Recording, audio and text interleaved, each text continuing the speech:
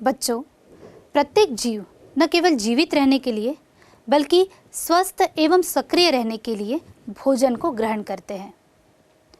इस भोजन में बहुत सारे पोषक तत्व जैसे कि कार्बोहाइड्रेट, प्रोटीन्स, विटामिन्स, मिनरल्स ये सभी शामिल होते हैं। पाचन वह क्रिया है जिसमें भोजन के रूप में लिए गए जटिल कार्बनिक पदार्थ हो, चाहे वे जंतु उत्पाद हो या वनस्पति, सरल और छोटे अणुओं में परिवर्तित या अपघटित किया जाता है, जिससे ये अवशोषित होकर हमारी कोशिकाओं में प्रवेश कर सके। लेकिन हमारा शरीर इन जटिल भोज्य पदार्थ को डायरेक्ट अवशोषित नहीं कर सकता है। इसके लिए हमारे शरीर में एक विशेष प्रकार का तंत्र बना हुआ है जिसे हम पाचन तंत्र कहते हैं। इसमें विशेष प्रकार के अंग उपस्थित हैं जो इस जटिल भोज्य पदार्थ को एंजाइम्स की उपस्थिति में सरल भोज्य पदार्थ में बदल देते हैं, ताकि हमारे शरीर की कोशिकाएं इस भोजन को आसानी से अवशोषित कर सके।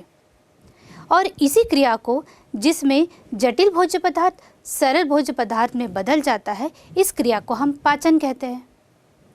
पाचन दो प्रकार का होता है, अंतकोशिकीय पाचन और बाह्य कोशिकीय पाचन। अंतकोशिकीय पाचन बहुत से निम्न श्रेणी के जीवों जैसे एक कोशिकीय जीव जैसे अमीबा में भोजन परिग्रहण प्रक्रिया के द्वारा अंतर्ग्रहित किया जाता है। इसके बाद इसका कोशिका के अंदर ही पाचन होता है। अंत में बचे हुए अनपचे पदार्थों को कोशिका वमन क्रिया के द्वारा बाहर कर दिया जाता है। ऐसी पाचन की क्रिया जो कोशिका के अंदर होती है अंतकोशिकीय पाचन कहते हैं। इस इमेज में अमीबा में भोजन का अंतर्ग्रहण कैसे होता है ये दिखाया गया है। इसमें अंतकोशिकीय पाचन होता है, कोशिका के अंदर ही पाचन की क्रिया पूर्ण होती है। दूसरा, बाह्य कोशिकीय पाचन।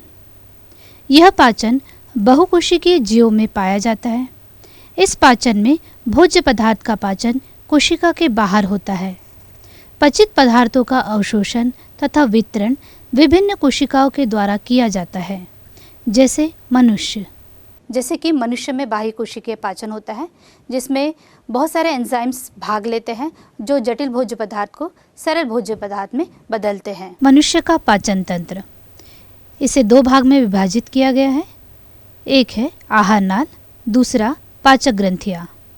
आहार नाल मुख गुहा, ग्रसनी, ग्रासनली, अमाशय, छोटी आंत, बड़ी आंत। पाचक ग्रंथियाँ लार ग्रंथियाँ, यकृत, अग्नाशय। मनुष्य और दूसरे विकसित जंतुओं में मुख और गुदा द्वार के बीच में एक नली पाई जाती है जिसे हम आहार नाल कहते हैं। आहार नाल का जो पहला भाग है वो है मुख गुहा या बकल कैविटी, जिसे ओरल कैविटी भी कहा जाता है। अगर आप अपने मुख को देखें तो हमारा मुख एक दरार के समान दिखाई देता है जो बीच में एक गुहा में खुलता है, इसलिए इसे मुख गुहा कहा जाता है। मुख गुहा की छत को तालू कहते हैं, जैसे यहाँ पर आप चित्र में देख सकते हैं। ऊपर का जो भाग होता है वो कठोर तालू कहलाता है। इसी प्रकार से कुछ भाग जो पेशी या संयोजी ऊतक का बना हुआ रहता है जिसे हम कोमल तालु कहते हैं। इन जबड़ों के बीच में दांतों की एक एक पंक्तियां पाई जाती हैं और दांतों के बीच में एक जीभ पाई जाती है। अब हम बात करते हैं हमारे दांतों की।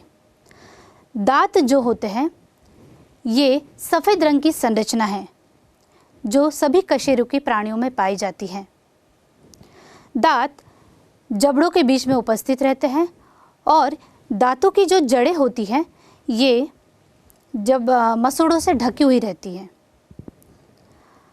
मनुष्य में जबड़ों में ऊपर और नीचे 16, ऊपर 16 और नीचे 16 दांत पाए जाते हैं। इस प्रकार से कुल दांतों की संख्या 32 होती है, जिसमें आप देख सकते हैं पिक्चर में कुछ रंगीन इसमें दिखाया दिया है ताकि आप देख सकें कि दांत कितने प्रकार के होते हैं। यहाँ पर 4 प्रकार बताए गए हैं।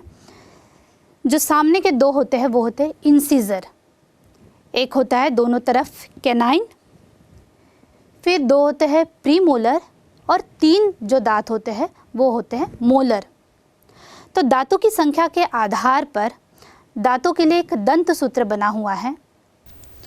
दंत सूत्र ऊपरी जबड़े के आधे भाग में दांतों की संख्या बटे निचले जबड़े के आधे भाग में दांतों की संख्या गुणित 2 U बटे L बराबर ICPM